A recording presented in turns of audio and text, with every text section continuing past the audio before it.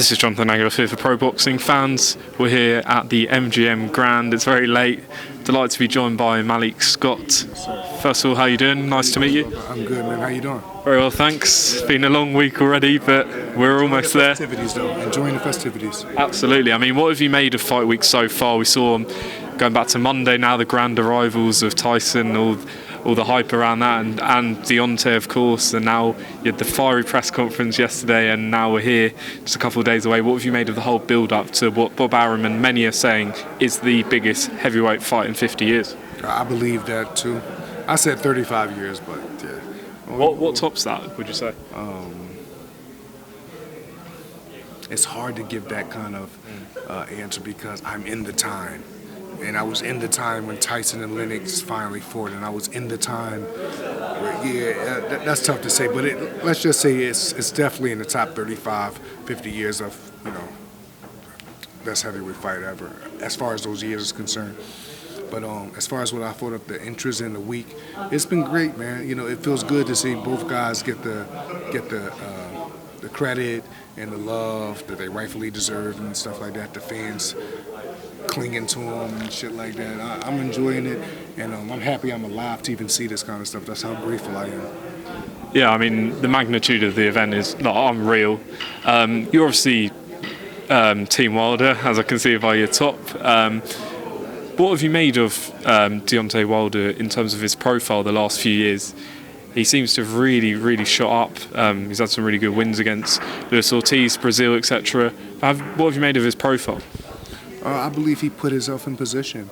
I believe the profile wasn't like this at first, but I believe he understood the game that he was in, that he had to get better, his IQ had to get higher, and he had to continue putting guys on their ass.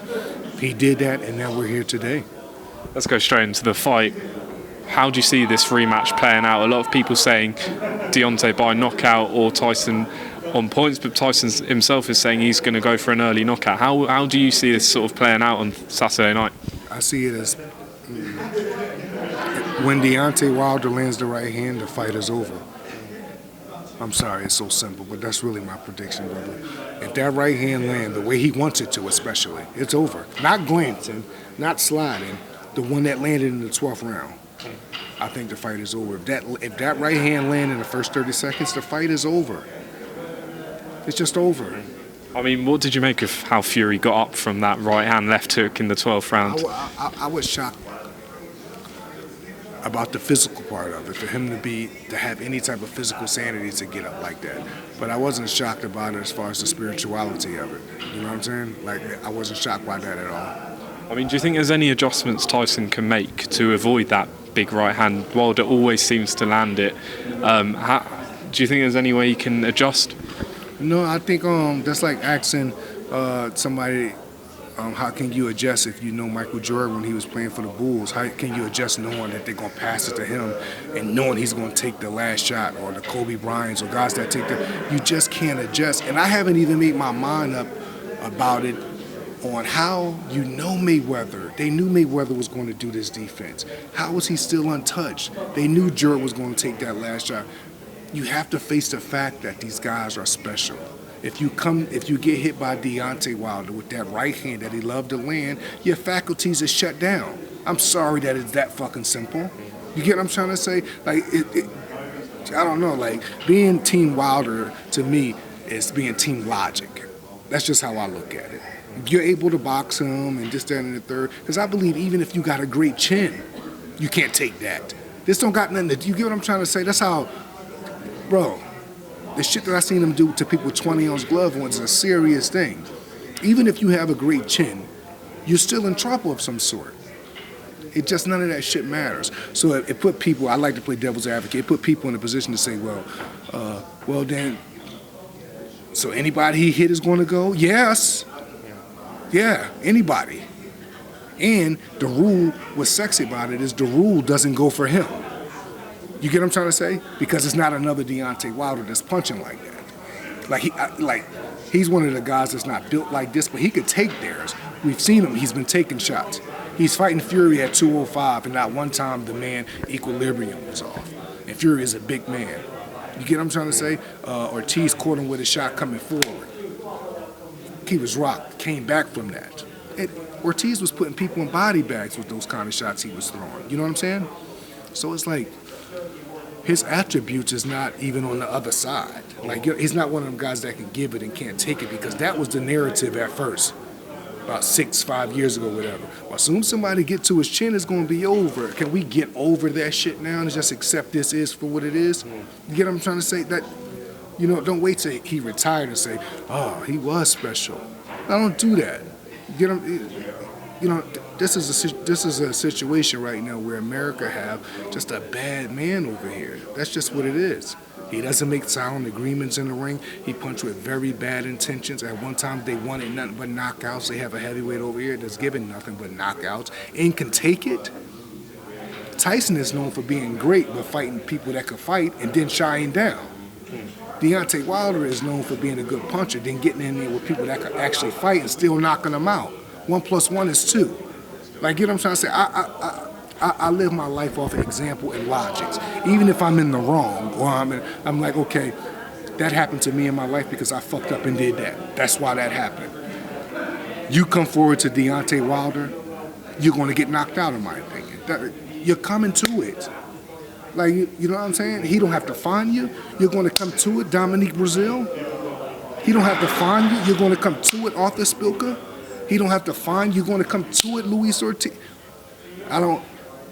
He's a part of the reason why I really don't like humans, because their comprehension levels, like, really, like, they can make narratives up in their head to support points that just don't make no sense. We'll see, though.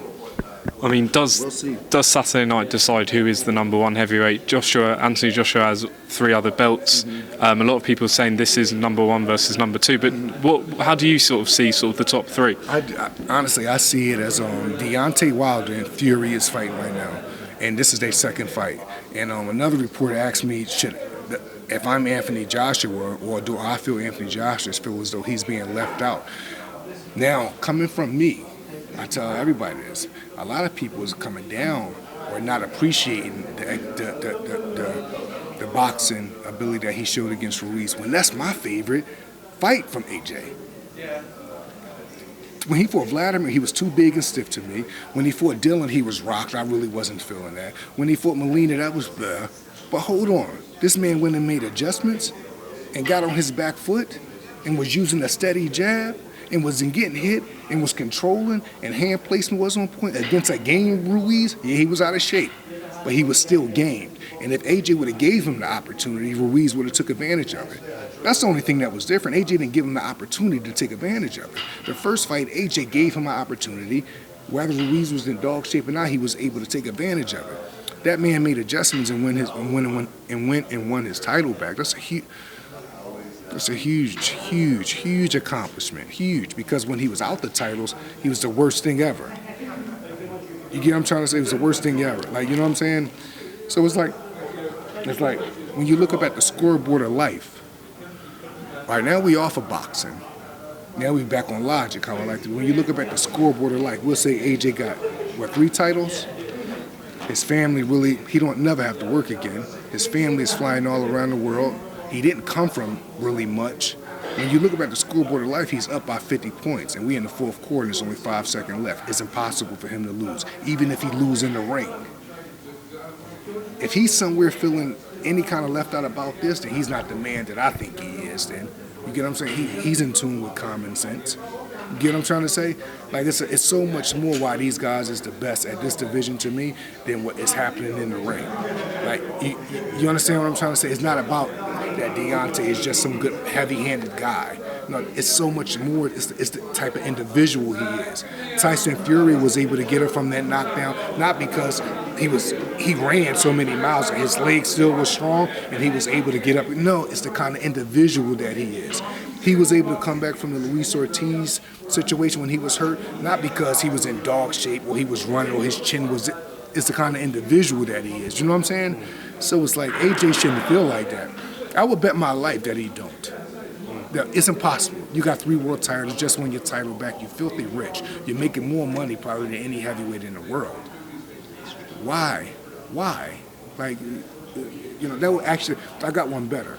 I don't know how this is going to sound, but that would be very evil and mean of him to feel any type of sad or mean way about, you know what I'm saying? It just wouldn't make sense. So, you know, he's winning when you look up at the scoreboard of life. And in general, that's what all of this shit really is about.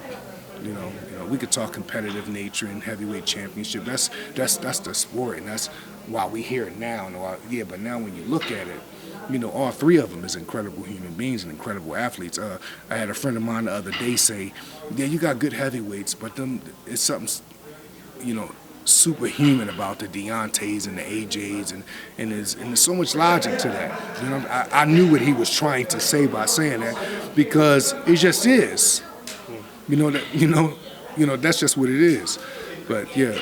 I mean, just lastly on this, I mean, there's a lot said in sort of the round table that ESPN and Fox did together about sort of the need for dance partners and how sort of the styles have gelled between Deontay and Tyson, and the importance of just these fights being made. Mm-hmm. I mean, how sort of important is it that we see these type of fights made? Because we don't want these sort of fights to pass by, but you know, we're seeing this. There's potential for a third fight, and then would you like to see sort of an undisputed fight? I think it's important for these fights to be made, but it's more important for these kind of fights to be made. Well, in the heavyweight division, because I just look at it like the heavyweight champion is the man that rules the world, especially the world of boxing, and it's just no telling if. I honestly wouldn't be surprised if AJ and Wilder never fought. You know, it's a shame, but we get those kind of scenarios once every 20 years. Riddick Bowe didn't fight Lennox Lewis, and people were sad, but now it's over. I hope, because the juice is kind of already really gone from it. The juice is kind of gone from it. People, to me, are more interested in seeing Fury fight AJ now than they was seeing Deontay fight AJ at one time. You get the narrative changed once AJ lost to Ruiz a little bit. You know what I'm saying? So it's like the big fights have to get made. Like I love the matchup in the heavyweight division between Andy Ruiz and Ruiz-Ortiz. That's keeping things, you know, appealing. I love Dylan Whyte. He's fighting Povetkin from what I heard. Yes, I love that. That's keeping it spicy. Who would you go for in that? On paper, you just have to go with Dylan because the momentum. But we know the pedigree that Povetkin has. But if I had to pick, I would definitely think Dylan Whyte. You know, it's just never no telling, because you know Sasha's very tough, man. He's a tough fucking cookie. Like I honestly believe going in, it's a 50-50 fight.